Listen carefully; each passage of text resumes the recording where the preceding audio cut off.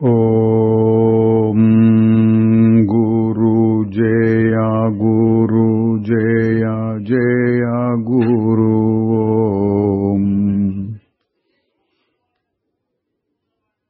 ఓం గురు జయ గురు జయ జయ గురు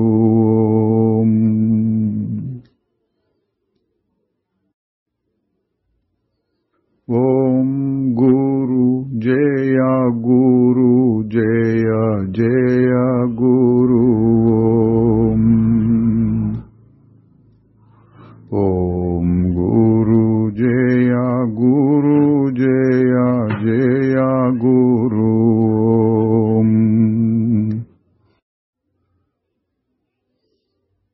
శ్రీ నిసర్గదత్త మహారాజు की జై. నిసర్గదత్త బోధ 38వ భాగంలోనికి వచ్చాం. పునరాలోకనం 11. ఏం చేయాలి అనే దాని గురించి చాలాసార్లు వచ్చింది. ముఖ్యమైన విషయం కాబట్టి మళ్ళీ ఒకసారి మహారాజు గారు చెప్తున్నారు, చేయవలసింది ఏమీ లేదు, ఊరక ఉండు, ఏమి చేయొద్దు, ఉండు. కొండలెక్కటం లాంటిది, గుహల్లో కూర్చోవటం లాంటిది ఇక్కడ ఏమీ లేవు. నువ్వుగా ఉండు అని కూడా నీకు చెప్పట్లేదు.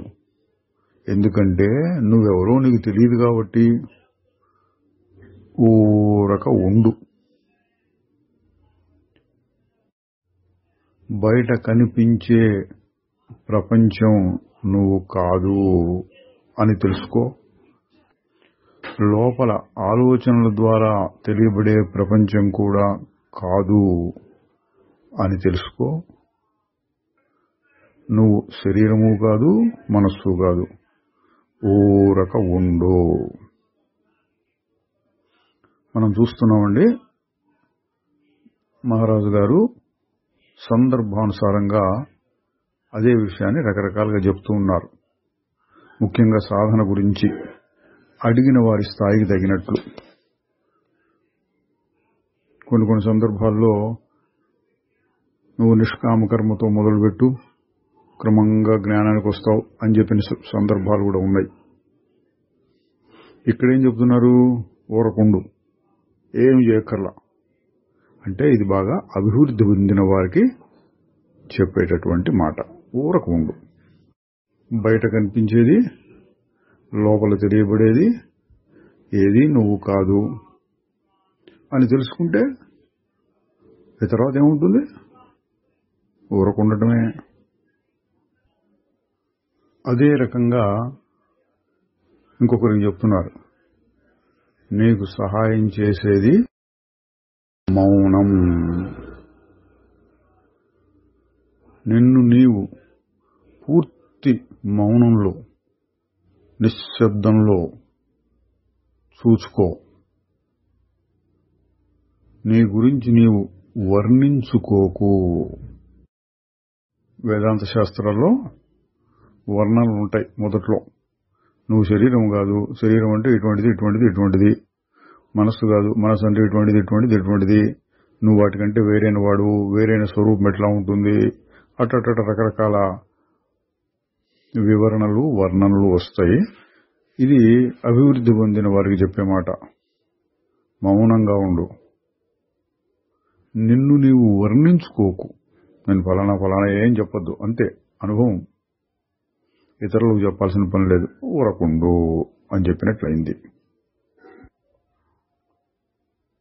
జ్ఞానానికి గుర్తులేమిటి అంటే, లోపల జ్ఞానం ఎట్లా ఉంటుంది, లేదా జ్ఞానం కలిగితే ఎటువంటి అనుభవం ఉంటుంది అనడానికి దీన్ని కూడా రకరకాలుగా చెప్పారు. ఇక్కడ ఏమంటున్నారంటే, జ్ఞానానికి ఫలానా అనే గుర్తులు ఏమీ లేవు. అజ్ఞానాన్నే మనం చక్కగా గుర్తించవచ్చు. అజ్ఞానం అంటే నేను శరీరం, ఇది ఫలానా, అది ఫలానా, ఇది ఇట్లా ఇదంతా అజ్ఞానం కిందికి వస్తుంది. ఆ అజ్ఞానాన్ని నువ్వు చక్కగా పూర్తిగా గుర్తిస్తే అది లేనిదేదో అది నేను. అనుకోవచ్చు. తరువాత సమస్తము కోరిక నుండి బయలుదేరిన ఊహలతో నిర్మింపబడినదే. ఈ జ్ఞానం ఆత్మానుభవానికి అవసరం. అంటే ప్రపంచాన్ని కాదు అంటే ఆత్మానుభవం కలుగుతుంది. ప్రపంచాన్ని ఎట్లా కాదంటావు? అంతా నీ మనస్సులోనే పుడుతోంది అని గ్రహించాలి. ఎందుకు పుడుతోంది అంటే కోరికలు, ప్రపంచంలో అది ఇది కావాలని. ఏ ఊహ లేకుండా అట్లా ఊరకుండు, పైన చెప్పింది ఊరకుండు, మౌనంగా ఉండు, అప్పుడు ఆత్మానుభవం. మీరు అట్లా చెప్తూ ఉంటే మాకు అర్థం కాదు, ఇంకొంచెం స్పష్టంగా చెప్పగలరా అంటే మహారాజు గారు అన్నారు, నేను దాన్ని మాటల్లో ఎలా చెప్పగలను? లేదు కాదు అనటం ద్వారా తప్ప. అందువల్ల నేను కాలాతీతం, దేశాతీతం, కారణం లేనటువంటిది మొదలైన మాటలు వాడుతూ ఉంటాను. ఇవి కూడా మాటలే, కానీ వాటికి ఖచ్చితమైన అర్థం ఏమీ ఉండదు. ఉన్నదాన్ని తీసేయటమే. అందువల్ల నేను చెప్పదలుచుకున్న ఇది కాదు ఇది కాదు అనే పద్ధతికి అవి సరిపోతాయి. తర్వాత మన బాహ్య ఆచరణలు, రకరకాల సాధనలు ఎట్లా ఉపయోగిస్తాయి అంటే బాహ్యంగా చేయగలిగిన వాటి నుండి వెనుదిరిగి నిశ్చలంగాను, కోరికలు భయాల నుండి దూరంగాను ఉండటానికి సహాయం చేస్తాయి. అది సూటిగా ఆత్మను చూపించడం కాదు, కోరికలు భయాలు వాటన్నిటినీ తగ్గించి నిశ్చలంగా ఉండటానికి, నిశ్శబ్దంగా మౌనంగా ఉండటానికి సహాయం చేస్తాయి. బాహ్యంలో ఎటువంటి అభ్యాసం చేయొచ్చు అంటే వివేకము, వైరాగ్యము. వివేకం అంటే మంచి ఏంటి చెడేంటి, ప్రాపంచికమైన మంచి చెడులు కాదు. ఏది నిత్యం ఏది అనిత్యం అంటే మారేదేది మారందేది, ఏది శాశ్వతంగా మనకు ఉపయోగిస్తుంది, ఇది తెలుసుకోవడం వివేకం. వైరాగ్యం అంటే మారిపోయేవి, మొదట్లో సుఖంగా అనిపించిన చివరికి దుఃఖాన్ని కలిగించేవి, అటువంటి ఇంద్రియ సంబంధమైన మానసికమైన విషయాలను వదిలించుకోవడం. అంటే మనస్సులో వాటికి విలువ ఇవ్వకుండా చూస్తూ ఉంటే శుద్ధమైన పదార్థం అంటే శుద్ధ చైతన్యం, శుద్ధమైన ఉనికి తన సహజ స్థితిగా బయటపడుతుంది. కొత్తగా రావటం కాదు, అదే సహజం అని తెలుస్తుంది ఎప్పుడు పైవన్నీ పోతే. తరువాత మహారాజు గారి అనుభవాన్ని గురించి ప్రశ్నించారు మొహమాటం లేకుండా. నేను మీతో మాట్లాడటం కూడా మీ ప్రపంచంలోనే జరుగుతుంది కదా అంటే మహారాజు గారు అన్నారు, నా ప్రపంచము సత్యమైనటువంటిది, మీ ప్రపంచము అగుపిస్తుంది, అదృశ్యమైపోతుంది. మీ మనస్సు యొక్క స్థాయిల మీద ఆధారపడి ఉంటుంది. అది నా ప్రపంచం ఎప్పుడూ ఉంటుంది. ఇక్కడ నా ప్రపంచం అంటే సాక్షి, లేకపోతే శుద్ధ చైతన్య స్థితి. మళ్ళీ ప్రశ్న, మరైతే మీరు ఈ ప్రపంచాన్ని ఎట్లా చూస్తున్నారు అంటే మహారాజు గారు చెప్పారు, ఒక చిత్రకారుడు బొమ్మను గీస్తున్నట్లుగా చూస్తున్నాను. బొమ్మ ఏమో ప్రపంచం ఆ బొమ్మను గీసేవాడు అంటే పెయింటర్ దేవుడు అనవచ్చు. నేను రెండు కాదు. చూడండి, బొమ్మ నేను కాదు, బొమ్మను గీసేది నేను కాదు. మరి ఎవరు? రెండింటినీ కలిపి చూచేది అనొచ్చు, లేదా దేనితోనూ సంబంధం లేకుండా ఉండేటటువంటి శుద్ధ చైతన్యం అని కూడా అనొచ్చు. మొత్తానికైతే మనకి తెలిసినటువంటివి సృష్టికర్త కావు. తరువాత ప్రాపంచిక వస్తువులతో వ్యవహరించాలి అంటే ఆ వస్తువుల యొక్క జ్ఞానం కలిగి ఉండాలి. ఈ ప్రపంచంలో మనం నేర్చుకున్నటువంటి ఎన్నో విద్యలన్నీ ప్రపంచానికి సంబంధించినవి. ఆ విద్యలు తెలిస్తే గాని ప్రపంచంలో దానికి సంబంధించిన పనులు చేయలేం. మనుషులతో వ్యవహరించాలంటే సానుభూతి, సూక్ష్మ దృష్టి కావాలి. నిన్ను నీవు చూసుకోవాలంటే ఏమీ అక్కరలేదు. చూడండి, ప్రపంచంలోని పదార్థాలు అంటే జీవం లేని పదార్థాలు, వస్తువులు, వాటిని గురించి తెలుసుకోవాలంటే వాటికి సంబంధించిన జ్ఞానం కావాలి. ఇతర మనుషుల గురించి తెలుసుకోవాలంటే వాళ్ళని సూక్ష్మంగా పరిశీలించగలిగిన శక్తి, సానుభూతి కావాలి. మరి నిన్ను నువ్వు తెలుసుకోవాలంటే ఏమీ అక్కరలేదు. తరువాత ఈ ప్రపంచం మీకు ఎంతో నిజమైనట్లుగా కనిపిస్తోంది. ఎందుకంటే ఎప్పుడూ దాని గురించే ఆలోచిస్తున్నారు కాబట్టి. ఆలోచనలు ఆపండి, అప్పుడు ఎండ రాగానే మంచు కరిగినట్లు కరిగిపోతుంది.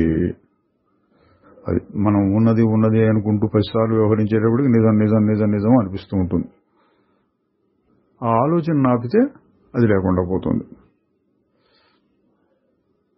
మళ్ళీ ప్రశ్న, కానీ ఆ స్వప్నం కొనసాగుతూనే ఉంటుందే అంటే మహారాజు గారు అన్నారు, ఎందుకంటే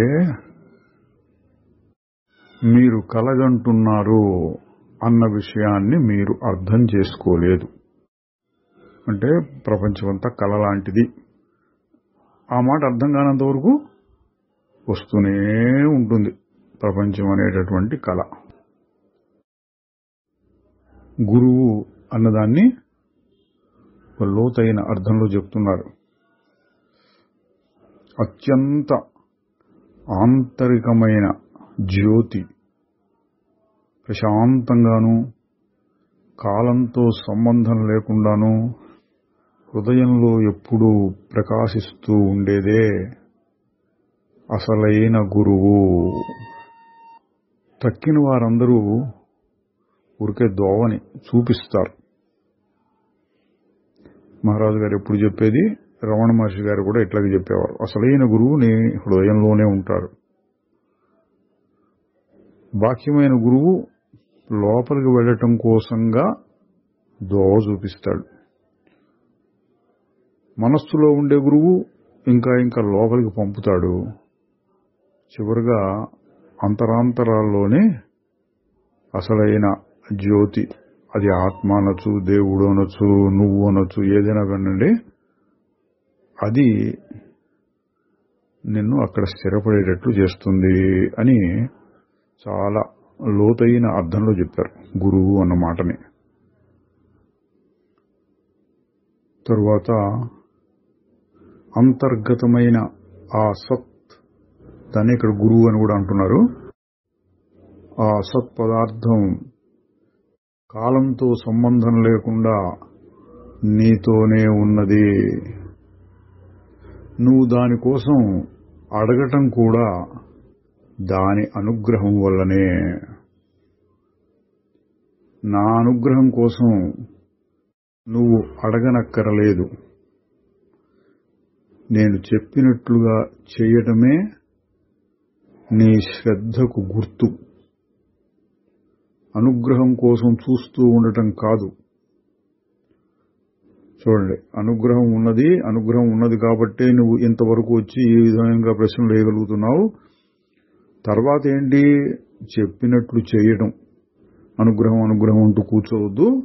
నువ్వు చేయగలిగింది చెయ్యి.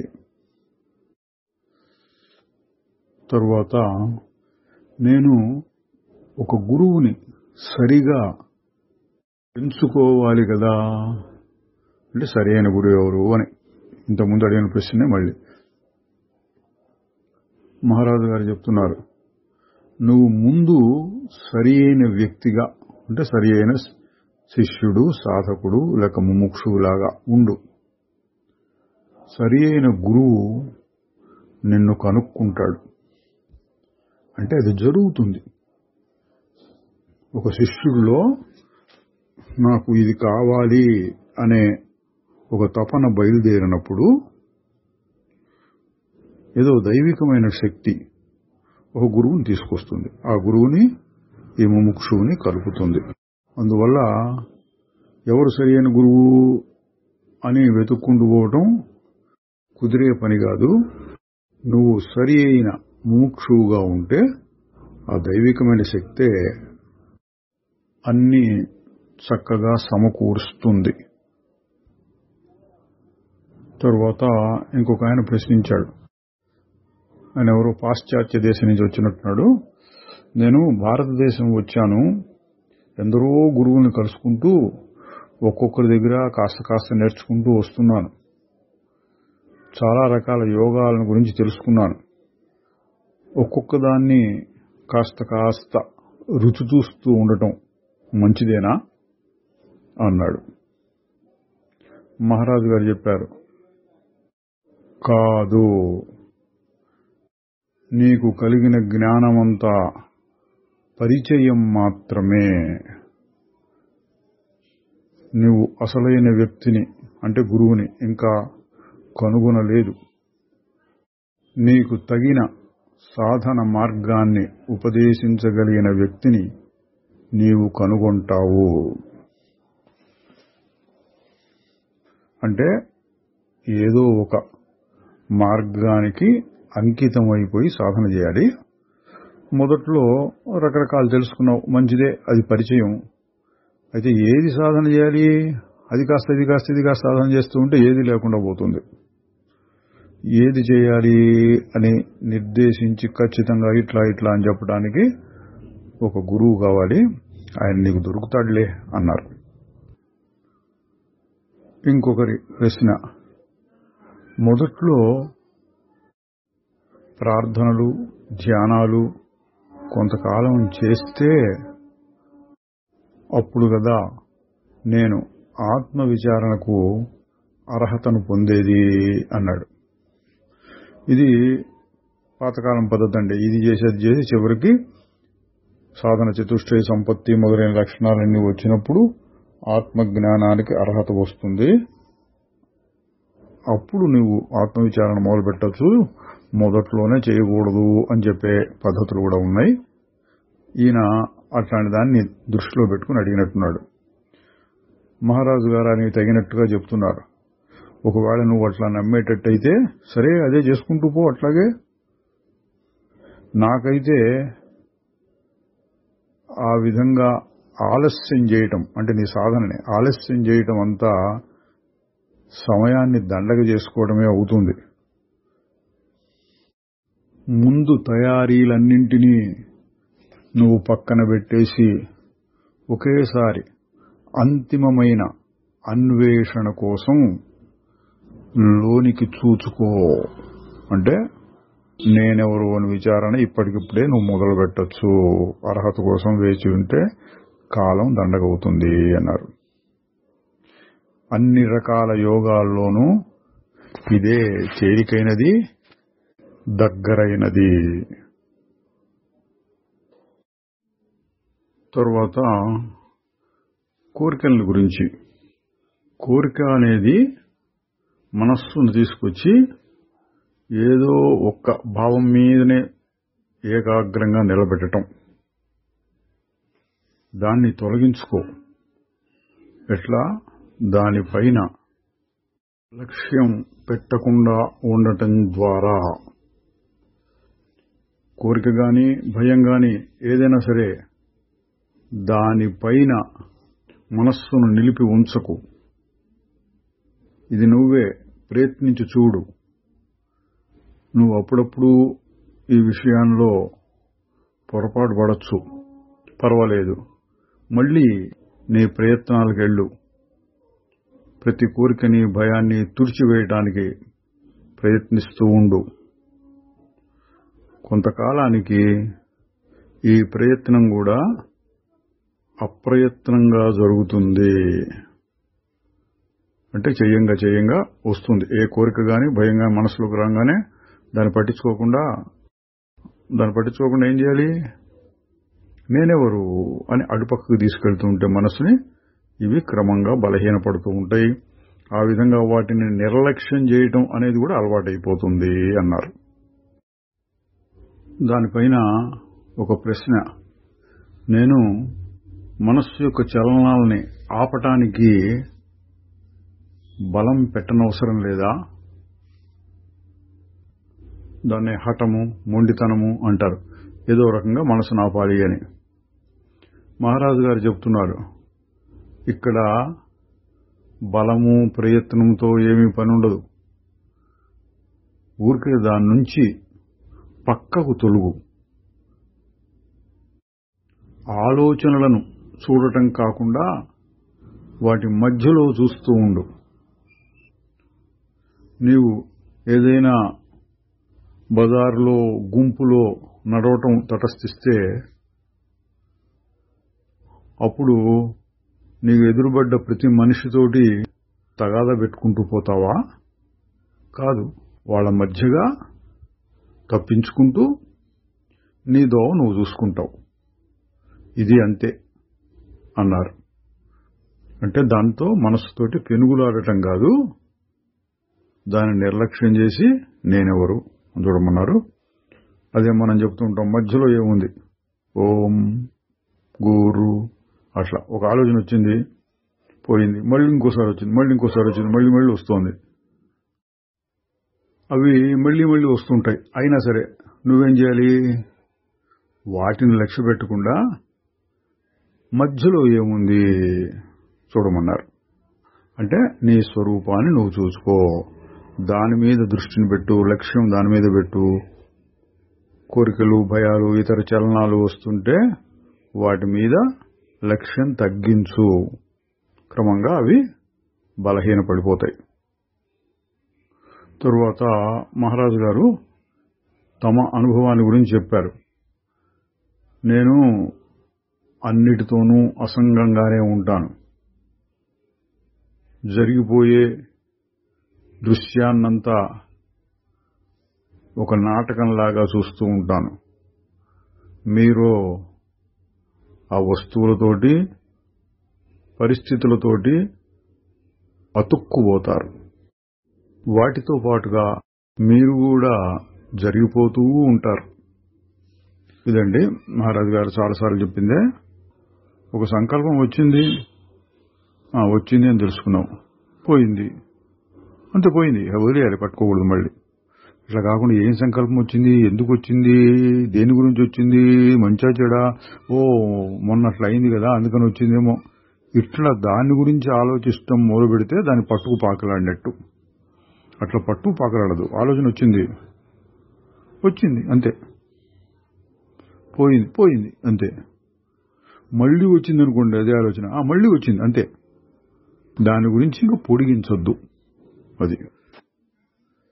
తరువాత ఒక పెద్ద మనిషి అన్నాడు, నాలో ఇప్పుడు ఏదో శక్తి పూర్తిగా నిండిపోయినట్టుగా ఉంది. నేను ఇక్కడి నుంచి వెళ్లిపోయి తర్వాత ఒక చురుకైన జీవితాన్ని గడపాలి అనుకుంటున్నాను అన్నారు మహారాజు గారితో. మహారాజు గారు అన్నారు, నువ్వు ఏం చేయాలనుకుంటే అది చెయ్యి, కానీ ఈ శరీరాన్ని, మనస్సుని నేను అని మటుకు అనుకోకు. శరీరాన్ని, దాంతో కలిసి వచ్చే ఎన్నో ఇతర విషయాల్ని అచ్చంగా వదిలేసేయాలి అంటం కూడా కాదు. ఇక్కడ ఏంటంటే నువ్వు శరీరం కాదు అన్న విషయాన్ని అర్థం చేసుకోవడం. ఇదండి జ్ఞానయోగం యొక్క సారం. శరీరాన్ని వదిలి అంటే దీన్ని తిండి పెట్టకుండా ఎక్కడో పడేస్తాను, లేదా అడవుల్లోనో గుహల్లోనో పడేస్తాను, అట్లా కాదు. శరీరం ఉంటుంది, కానీ నేను కాదు, అది నాది కాదు అని తెలుసుకోవడమే వదలటం. దానితో కలిసిమెలిసి ఉండటం, భావోద్వేగాలను చెందటం లేకుండా ఉండాలి. అంటే శరీరానికి ఏదన్నా అయితే నాకే అయింది అనుకోకూడదు. ముందు ఇది సాధించి తర్వాత నీ ఇష్టం ఏ పనైనా చేసుకో అన్నారు. ఈ ప్రపంచం అనేది నీ విశ్వాసం మీద ఆధారపడి ఉన్నది. ఎట్లాగంటే నువ్వు చూచేది, వినేది, ఆలోచించేది, అనుభవించేది నిజం నిజం అని గట్టిగా నిర్ధారించుకొని ఉన్నావు. ఆ నమ్మకాన్ని ఎందుకు ప్రశ్నించవు? అంటే నిజమా, ప్రపంచం నిజమా, ఇది నిజమా అని ప్రశ్నించడం మొదలు పెడితే అది నిజమో కాదో నీకే తెలుస్తుంది అని. తరువాత గురువు అన్న ప్రసక్తి వచ్చింది. మహారాజు గారు అన్నారు, గురువుని కనుక్కోవటం, ఆయన మీద పూర్తి విశ్వాసాన్ని ఉంచటం అనేది అందరికీ వచ్చి పడే అదృష్టం కాదు, అంటే చాలా కష్టం. ఆ విధంగా జరగటమే అనుగ్రహం అంటారు. తరువాత గురువుని గురించే చెప్తూ, బయట కనిపించేటటువంటి బాహ్య గురువు లేకపోయినా లోపల భాషించేటటువంటి సద్గురువు ఎల్లప్పుడూ ఉంటాడు. ఆయన లోనుంచే ఆదేశాలిచ్చి సహాయం చేస్తూ ఉంటాడు. బయట లోపల అనేవి శరీర దృష్టితో చెప్పిన మాటలు. నిజానికి ఆ గురువుకి లోపల బయట అంటూ ఏమీ లేదు, అంతటా ఉన్న స్వరూపం అది. ఒక ఆయన ఒక ఆసక్తికరమైన ప్రశ్న వేశాడండి. నిజంగా కాకపోయినా ఒక సాధు సత్పురుషుడిలాగా ప్రవర్తించడంలో ఏమైనా తప్పు ఉన్నదా? మహారాజు గారు చెప్పారు,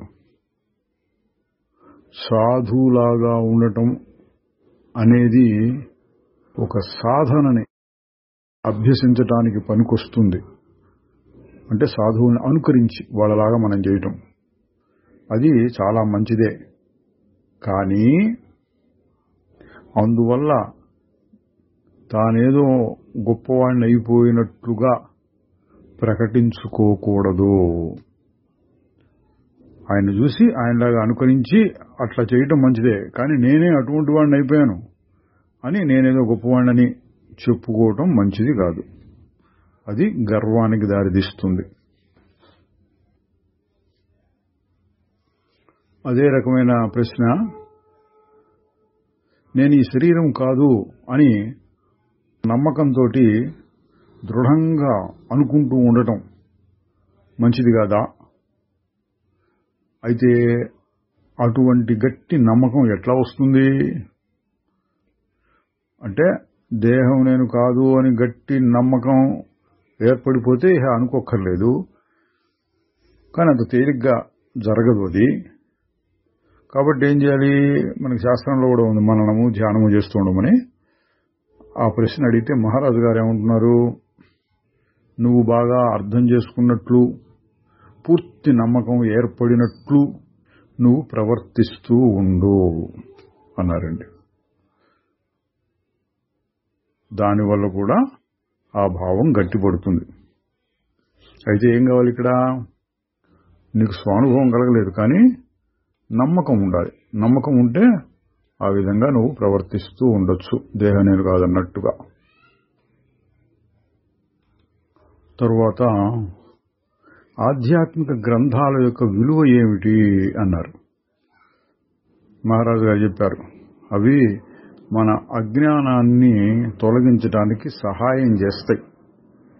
మొదట్లో వాటి అవసరం చాలా ఉంటుంది, కానీ చివరికి వచ్చేసరికి అవి అవరోధంగా మారతాయి.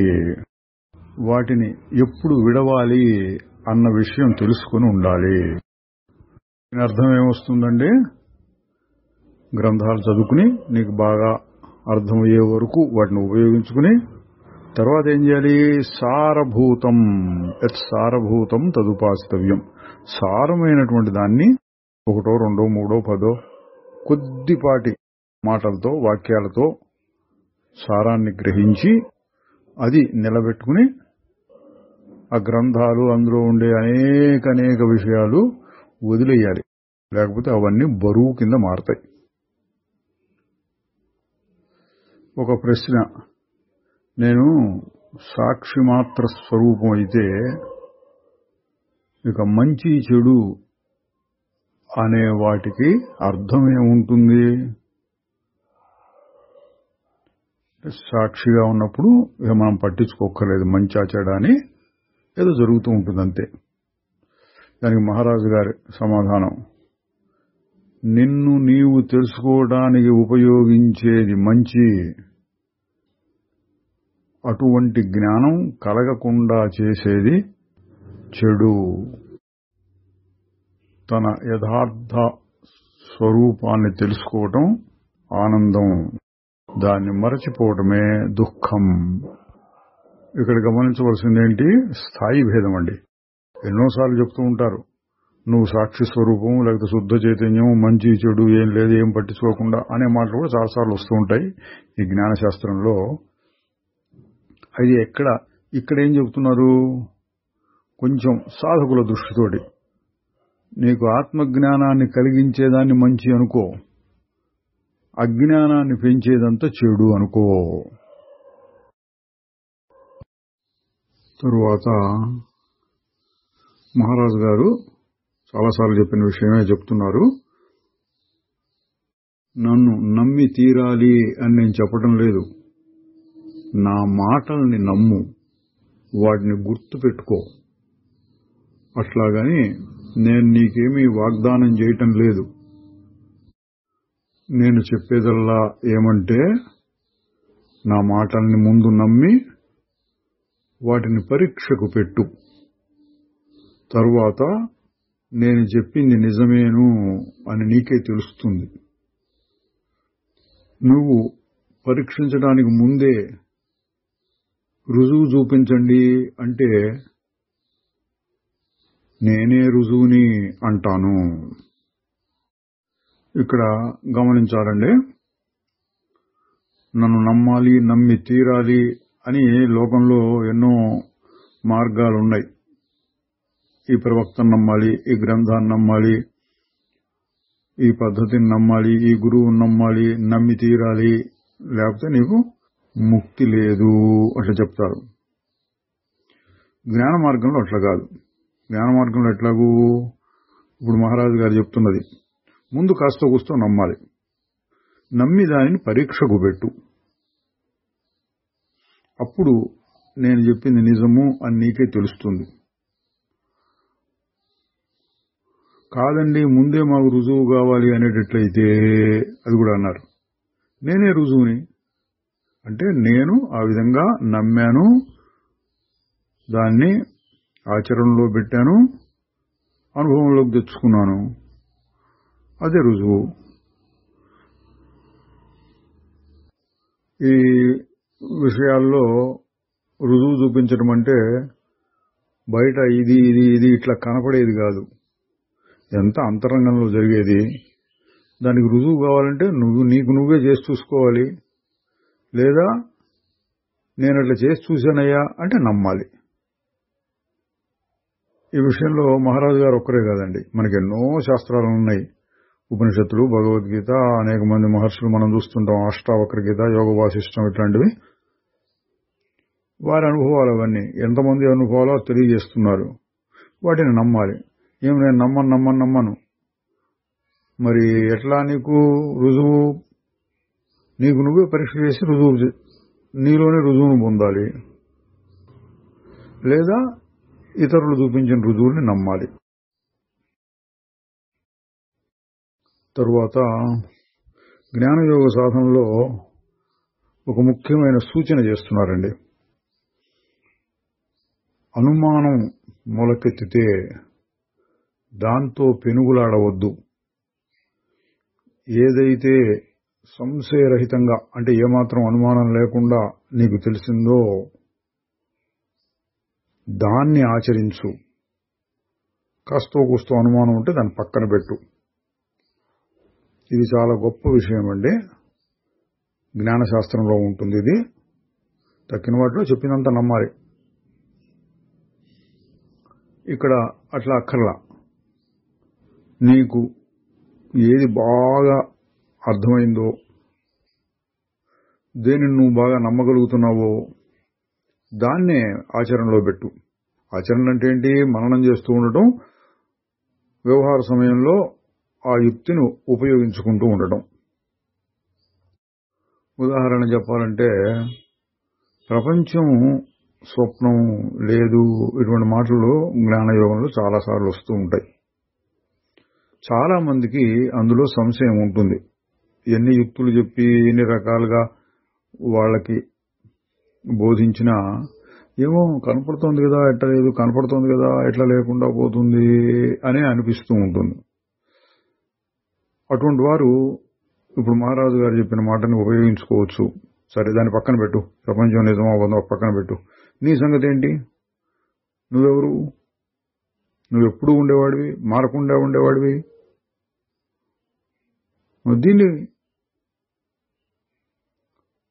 దీన్ని విచారణ చేయి. దీన్ని వ్యవహార సమయంలో ఉపయోగించుకో. ఇది కనుక నీకు బాగా గట్టిపడితే తర్వాత ప్రపంచం స్వప్నం వంటిది అనే జ్ఞానం కూడా కలుగుతుంది. అట్లాగే ఈశ్వరుడు ఉన్నాడా లేడా, ఈశ్వరుడు ప్రపంచాన్ని నడుపుతున్నాడా, ఇట్లాంటి మాటలు వచ్చినాయి అనుకోండి. అటువంటి ప్రశ్నలకి రమణ మహర్షి గారు ఏం చెప్పేవారు? ఈశ్వరుడి సంగతి తర్వాత చూసుకుందాము, ముందు నువ్వెవరు అది చూసుకో. నేను ఉన్నాను అన్న విషయంలో ఏ విధమైన అనుమానం లేదు కదా, దాన్ని పట్టుకుని పాకులాడు. ఇది రమణ మహర్షి గారు అదే చెప్పారు, నిసర్గదత్త గారు కూడా అదే చెప్పారు. మహారాజు గారు ఇంకా చెప్తున్నారు, నేను ఆకాశాన్ని మాత్రం నీకు చూపించగలను, అందులో ఉన్న నక్షత్రాన్ని చూడటం నీ పని. అది ఫలానా నక్షత్రం ఎక్కడ అంటే అదిగో అని చెయ్యతే అదిగో ఆకాశాన్ని చూపిస్తాం. ఎక్కడ అక్కడక్కడ చూడు అంటే చెప్తాం. అంతవరకు చూడటం నీ మీదే ఆధారపడుతుంది. నీ దృష్టి, కన్ను యొక్క శక్తి సరిగ్గా ఉండాలి. అదేవిధంగా కొన్ని మాటల సహాయంతో ఇది అని ఇది కాదు అని చెప్తూ ఉంటారు. వాటిని ఉపయోగించుకుని నీ యొక్క అసలు స్వరూపం ఏదో నువ్వే గుర్తించాలి. అంటే ఏం చూడాలి అన్న విషయంలో అనుమానం లేకుండా ఉండటము, దానికోసం శ్రద్ధతో ప్రయత్నం చేయటము, ఈ రెండు కూడా సాధకుల యొక్క పని. గురువు అనేవారు నిన్ను ప్రోత్సహిస్తూ ఉంటారు, మార్గాన్ని చెప్తూ ఉంటారు. తర్వాత మహారాజు గారు చెప్తున్నారు, చాలాసార్లు ఇక్కడికి వచ్చేవాళ్ళు వాళ్ళ శరీరాలు, మెదళ్ళు, మనస్సులు అంతా చీకాకు, గజిబిజి, బలహీనంగా చేసుకుని వస్తారు. నిరాకార ధ్యానం అటువంటి వారికి కుదరదు. అటువంటప్పుడు అంతకంటే తేలికైనవి ఏవైనా వారికి కొన్ని సూచించాల్సి వస్తుంది.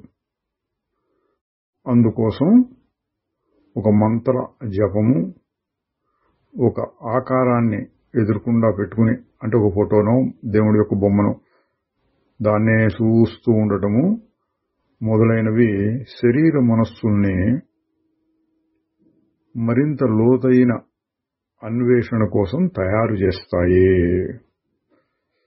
ఇదండి ఆధ్యాత్మిక శాస్త్రంలో మెట్లు మెట్లుగా చెప్పడం.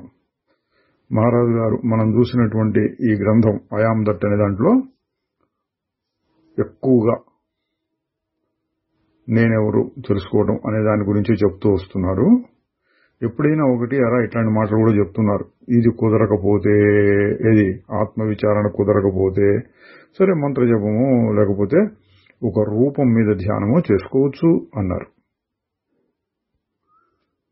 తర్వాత ఒకరి ప్రశ్న, కఠోరమైన నియమ నిష్టలు తపస్సులు ఏమైనా ఉపయోగిస్తాయా? లోకంలో ఉండేటువంటి అభిప్రాయాల్లో ఇదొకటండి.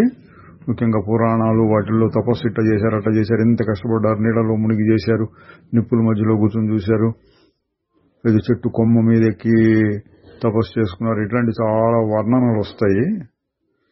ఈ కాలంలో కూడా కొంతమంది ఎక్కడో అక్కడక్కడ ఉండి చాలా కఠోర నియమాలతో చేసినట్టు కనపడుతూ ఉంటారు. అవి ఉంటే గాని మనకి మోక్షం ఉండదు అనే భ్రమ కూడా చాలా మందికి ఉంటుంది. దాని గురించి వచ్చింది ఇక్కడ. మహారాజు గారు చెప్తున్నారు, జీవితంలోనే ఎన్నో ఎన్నో కష్ట సుఖాలు ఎదురవుతూ ఉంటాయి, అది చాలు తపస్సు కింద అన్నారు. యుగ పురుషులు అన్నాం కదా, ఒక్కొక్క కాలానికి సరిపోయినట్టుగా ఒక్కొక్క మహాత్ముడు వచ్చి చెప్తూ ఉంటారు. జీవితంలో మీరు పడే కష్టాలే తపస్సులు అన్నారు.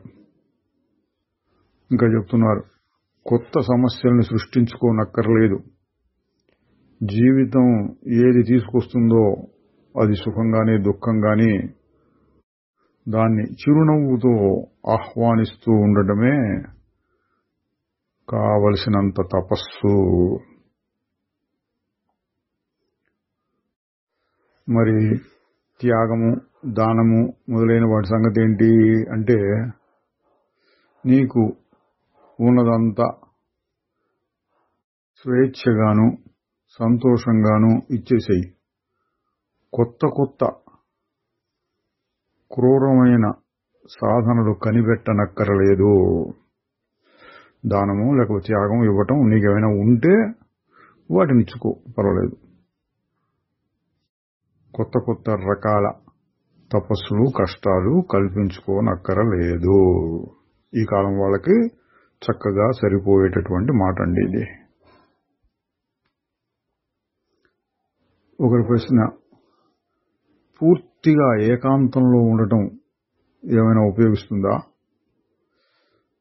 అంటే మహారాజు గారు చెప్పారు, అది నీ ప్రకృతి స్వభావం గుణగణాలు వాటి మీద ఆధారపడి ఉంటుంది.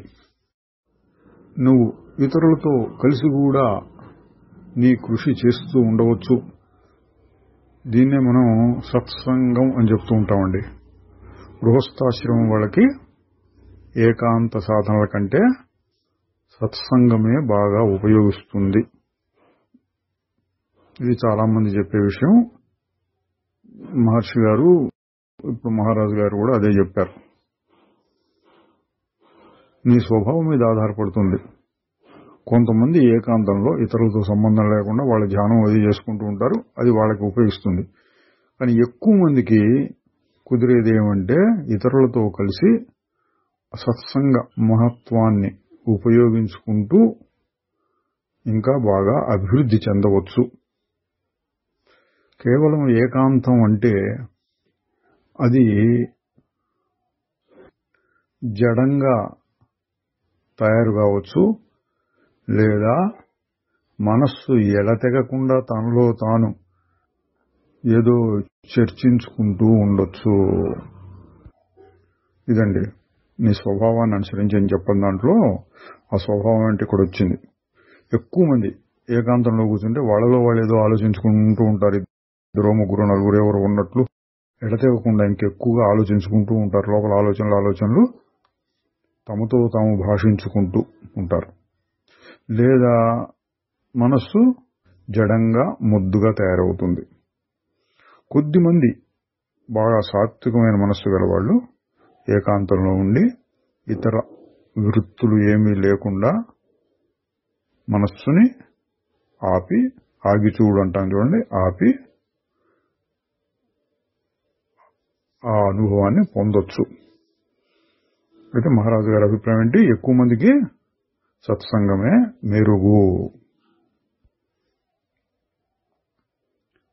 ఒకరు ప్రశ్నించారు, పుణ్యము పాపము అనేవి సాపేక్షికాలు, అంటే ఒకదాన్ని అనుసరించి ఇంకొకటి ఉంటాయి. ఇది పుణ్యం అంటే దానికి వ్యతిరేకమైంది పాపం అని, ఇది పాపం అయితే దానికి వ్యతిరేకం పుణ్యం అని అట్లా చెప్పాల్సి వస్తుంది. ఖచ్చితంగా ఇదేంటి అంటే ఎవరు చెప్పలేరు. నేను అటువంటి అనవసరమైన భావాలను వదిలించుకోవచ్చునా, అంటే పుణ్యం పాపం పట్టించుకోకుండా ఉండొచ్చునా అంటున్నాడు. మహారాజు గారు చెప్తున్నారు, నిన్ను నీవు ఒక వ్యక్తిగా అనుకుంటున్నంత వరకు అట్లా చేయకూడదు. ఇది కూడా గమనించవలసిన విషయం అండి. చాలా మంది తమను తాము మోసం చేసుకుంటారు, లేదా ఇతరులను మోసం చేస్తూ ఉంటారు. ఏమని? నేను జ్ఞానిని, నాకు మంచి చెడు పుణ్యపాపాలు లేవు, నేను ఏమైనా చేస్తాను అన్నట్లుగా. ఆ మాట నిజమేనండి. జ్ఞానికి పుణ్యపాపాలు ఏం లేవు, స్వేచ్ఛగా ఉండొచ్చు. కానీ వ్యక్తిత్వం అంటే శరీరమే నేను అన్న దృష్టి నీకు ఉన్నంత వరకు పుణ్యపాపం అనేటువంటి భావనలు ఉంటాయి. వాటిని పట్టించుకోవాలి, లేకపోతే ఆ కర్మ నిన్ను వెంటాడుతుంది. నేను అసలు ఏ కర్మ చేయలేదు అని నీకు గట్టి నమ్మకం కలిగే వరకు ఈ కింది దాన్ని కొంచెం పాటించాలి.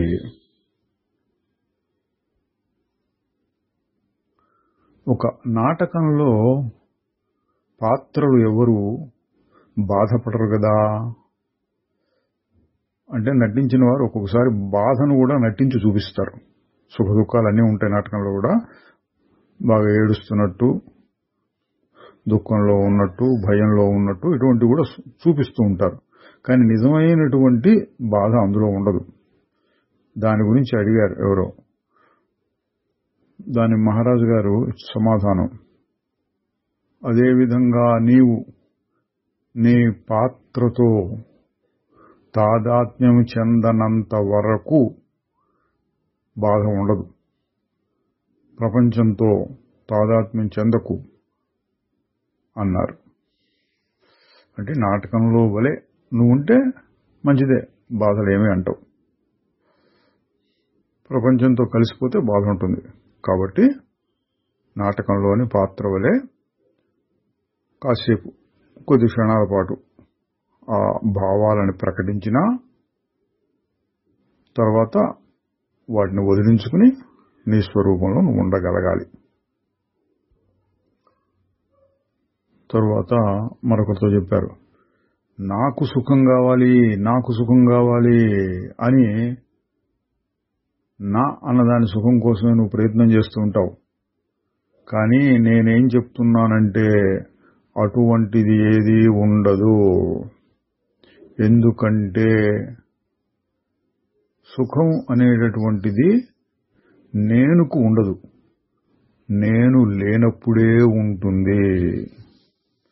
ఇక్కడ సందర్భాన్ని బట్టి అర్థం చేసుకోవాలండి. నేను ఉంటే సుఖం ఉండదు, నేను లేకపోతే సుఖం ఉంటుంది. అంటే ఇక్కడ నేను అంటే అహంకారం, శరీరము మనసులతో కలిసిపోయినటువంటి వ్యక్తి చైతన్యం అహంకారం, అది ఉంటే సుఖం లేదు అన్నారు. ఇంకొక అర్థంలో వాడినప్పుడు నేను అసలు సుఖం నేనే, ఏది సాక్షి లేక శుద్ధ చైతన్యం అర్థంలో చెప్పినప్పుడు అసలు సుఖం నేనే. అదే విషయాన్ని మళ్ళీ చెప్తున్నారు. ఈ ప్రపంచంలో నువ్వు ఎప్పుడు సుఖంగా ఉంటావంటే నువ్వు దాని నుండి వేరైపోయినప్పుడు. ప్రపంచంతో కలిసిపోతూ సుఖం అనుకోవడం తాత్కాలికంగా ఏవో కొద్ది క్షణిక సుఖాలు కొన్ని వస్తూ పోతూ ఉంటాయి ప్రపంచంతో కలిసిపోతే. అసలైన సుఖం నువ్వు దాని నుండి వేరుపడ్డప్పుడే వస్తుంది. నిన్ను నీవు ఒక వ్యక్తిగా అంటే శరీరంతో కలిసిపోయిన వాడివిగా భావించుకుంటే ఆ వ్యక్తి బాధపడతాడు, నువ్వు కాదు. నువ్వు అంటే ఇక్కడ శుద్ధ చైతన్యం అని, వ్యక్తి అంటేనేమో అహంకారం అని అర్థం తీసుకోవాలి. అహంకారం ఉంటే బాధ కలుగుతుంది. అహంకారానికి నీకు లేదు. ఎందుకు? నువ్వు శుద్ధ చైతన్యానివి. ఆ నేనుని అంటే ఆ వ్యక్తిని శుద్ధ చైతన్యంలో కలిపివేయి అంటే అహంకారాన్ని తీసేసి శుద్ధ చైతన్యంలో మిగిలిపో. నీవు కోరికలు భయాలు కలిగించుకుని వాటి వల్ల కలిగే భావాలతో కూడినప్పుడు నువ్వు దుఃఖాన్ని బంధాన్ని సృష్టించుకుంటావు. నీవు ప్రేమ జ్ఞానాన్ని ఉపయోగించి ఏదైనా సృష్టిస్తే అటువంటి సృష్టితో నువ్వు అసంగంగా ఉంటే అప్పుడు వచ్చేదే శాంతి సామరస్యము. అది మనసు ఎప్పుడు ఏదో సృష్టిస్తూ ఉంటుంది, దాంతో కలిసిపోతూ ఉంటుంది, సుఖం దుఃఖం వస్తాయి. మహారాజు గారు చెప్పేది ఇది సృష్టి జరగని, కానీ ఎట్లా? ప్రేమతోటి జ్ఞానంతో. అంటే వస్తున్నాయి పోతున్నాయి అని వాటన్నిటినీ తాత్కాలికమైనటువంటి బొమ్మల్లాగా చూడాలి. సంగం ఉండకూడదు. అప్పుడు నీకు సుఖం వస్తుంది. మళ్ళీ ఇందాకటి ప్రశ్న లాంటిదే వచ్చిందండి. తను చేసేటటువంటి వృత్తిని, తన సాంఘిక స్థాయిని అన్నీ వదులుకుంటే గాని సత్యం ప్రకటన కాదా? మహారాజు గారు అందరితో చెప్పినట్లే చెప్పారు. నీ పని నువ్వు చేసుకో. నీకు ఎప్పుడైనా ఒక క్షణం ఖాళీ దొరికితే అప్పుడు లోనికి చూసుకో. ఇక్కడ ముఖ్యమైన విషయం ఏంటంటే నీకు దొరుకుతూ ఉన్న అవకాశాల్ని చేజార్చుకోకుండా ఉండటం. అంటే 24 గంటల్లో ఒక్క నిమిషమైనా నీకు ఖాళీ దొరుకుతుందా? దాన్ని ఉపయోగించుకో. నేనెవరో చూసుకో, అది అలవాటు చేసుకో. అంతేగాని అన్నీ వదులుకోమని నేను చెప్పట్లేదు అని మహారాజు గారు ఎప్పుడు చెప్పేది అదే. నీవు శ్రద్ధతో ఉంటే నీకు దొరికేటటువంటి విశ్రాంతి సమయాన్ని పూర్తిగా ఉపయోగించుకోగలవు. అది చాలు. అదండి మనం చెప్తుంటాం, 5 నిమిషాలకు ఒక్కసారి 5 సెకండ్లైనా చాలు. అంటే గంటకి 12 సార్లు, రోజు మొత్తం మీద 100 సార్లు లేదా 150 సార్లు అనుకోండి. ఇట్లా 5 సెకండ్ల చొప్పున అంత ఉపయోగించుకున్నా చాలు. అదే రకమైన ప్రశ్న అడుగుతున్నారండి. కనీస అవసరాలు కొన్ని ఉంటాయి కదా, వాటి కోసం మనం ప్రయత్నాలు చేయాలి కదా, అంటే ప్రపంచంలో బతకడం కోసము అని. మహారాజు గారు చెప్పారు, నీ అవసరాలన్నీ నువ్వు తల్లి కడుపులో ఉన్నప్పటి నుంచి తీరుతూనే ఉన్నాయి కదా. చూడండి ఏం చెప్పారు, తల్లి కడుపులో ఉన్నప్పుడు ఏం ప్రయత్నం చేసావు నువ్వు అన్నారు. మళ్ళీ ఆయన అడిగాడు, కానీ అసలు ఏం చేయాలన్నా ఒకడు బ్రతికి ఉండాలి కదా. మహారాజు గారు, నువ్వు బ్రతకకుండా ఉండలేవు. అంటే ఏదో శక్తి నడిపిస్తుంది, ప్రారంధం ఉన్నంత వరకు ఏదో రకంగా బతుకుతావు అని. నువ్వు బతకకుండా మానలేవు. నిజమైన నువ్వు కాలానికి అతీతం, చావు పుట్టుకలకు అతీతం. శరీరము ఎంతకాలం అవసరమైతే అంతకాలం అది ఉంటుంది. దానికోసం నువ్వు పెద్దగా ఆలోచించక్కర్లా. వస్తూ ఉంటే పరిస్థితులు, ఏదో రకంగా ఈ శరీరం నిలబడుతుంది. తరువాత ఒక ప్రశ్న, నేను పరిపూర్ణత్వాన్ని ఏ విధంగా పొందగలను? మహారాజు గారు సామాన్యంగా చెప్పే పద్ధతిలోనే చెప్తున్నారు. ఊరక ఉండు, మౌనంగా ఉండు, ప్రపంచంలో నీ పనులు చేసుకుంటూ ఉండు, కానీ అంతరంగంలో మౌనాన్ని అభ్యాసం చెయ్యి. అప్పుడు అన్నీ సమకూరుతాయి. ఆత్మానుభవం కోసం నీ పని మీద ఆధారపడకు. అంటే కొందరు చెప్తూ ఉంటారు కదా, నీ పని చేస్తూ ఉండు, నీ పని బాగా చేస్తే స్వధర్మే నిధనం శ్రేయ అని వస్తుంది భగవద్గీతలో కూడా. నీ స్వధర్మం చేస్తూ ఉంటే అదే మోక్షం అని మహారాజు గారు అట్లా చెప్పట్లా. చేసుకుంటూ ఉండు నీ పనులు, అంతరంగంలో నీ స్వరూపాన్ని చూసుకుంటూ ఉండు. దాన్ని మనం చెప్తాం సాక్షి భావాన్ని మెయింటైన్ చేయాలి. తరువాత మహారాజు గారు ఇంకా చెప్తున్నారు, దాన్ని ఇప్పుడే పొందవచ్చు, శరీరం పడిపోయేటప్పుడు వచ్చేది కాదు.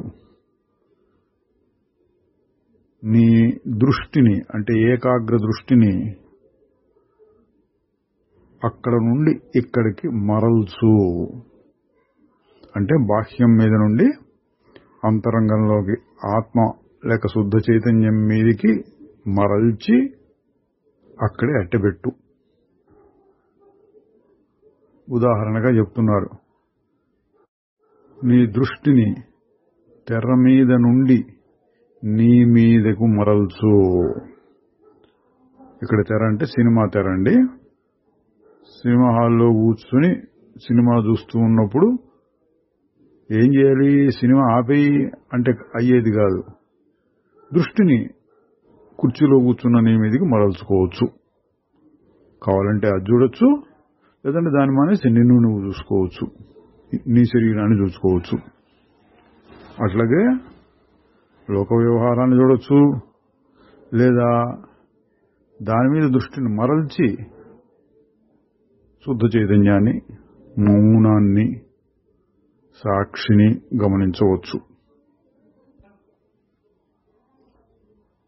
తరువాత నీకున్న మానసిక స్థితి నేను శరీరం అనే గట్టి భావం చేత తయారైంది.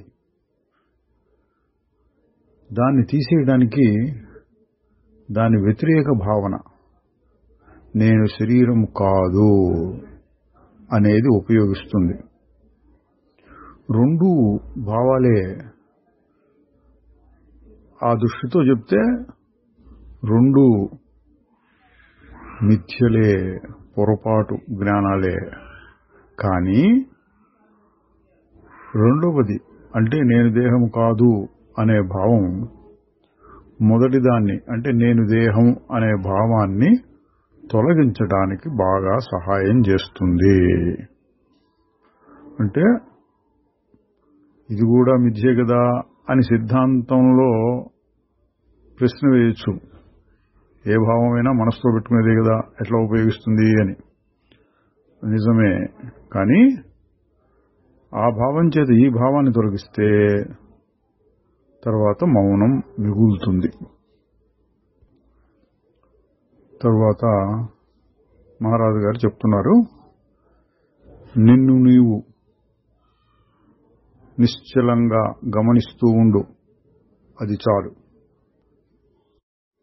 నిన్ను ఒక గది లోపల పెట్టి ఉంచటానికి పనిచేసిన తలుపే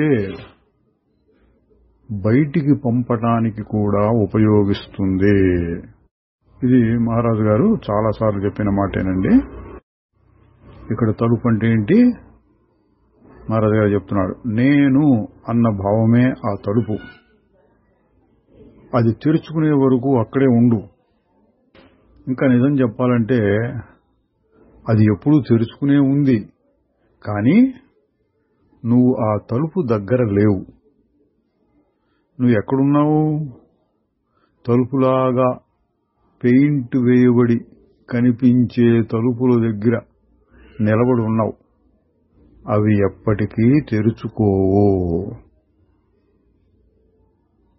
ఇదండి నేను భావం కూడా మిథ్యయే. ఇందాక అన్నట్టు అది కూడా మిథ్యయే, కానీ అది తలుపు లాంటిది.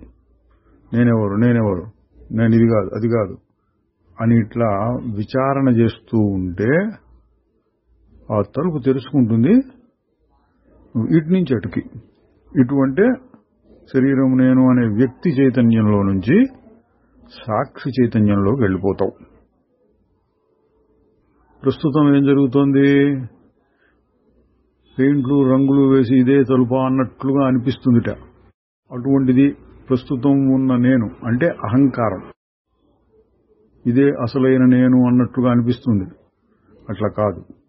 నేనెవరు అనే విచారణ మొదలు పెడితే నువ్వు మూసి ఉన్న తలుపు దగ్గరికి వస్తావు. ఇంకా విచారణ కొనసాగిస్తే తలుపు తెరుచుకుంటుంది, అవతలకు వెళ్ళిపోతావు. అది చెప్పారు. అట్లా మనస్సును దాటి వెళ్ళడానికి ఏం కావాలి? నువ్వు నిశ్శబ్దంగానూ మౌనంగానూ ప్రశాంతంగానూ ఉండాలి. అంటే ఎప్పుడు చెప్పేదేనండి, అట్లా మనస్సు పూర్తిగా ఆగిపోయి బాహ్యాన్ని గురించి కానీ శరీరాన్ని గురించి కానీ మనసులో ఉండే అవి ఆలోచనలు కానీ ఏమీ లేకుండా ఆగి చూడు అంటాం కదా. అట్లా కొద్ది క్షణాలైనా ఆగి ఉంటే అప్పుడు నువ్వు మనస్సును దాటి వెళ్ళగలుగుతావు. శ్రీ నిసర్గదత్త మహారాజుకి జై. చిదానందరూప శివోహం శివోహం.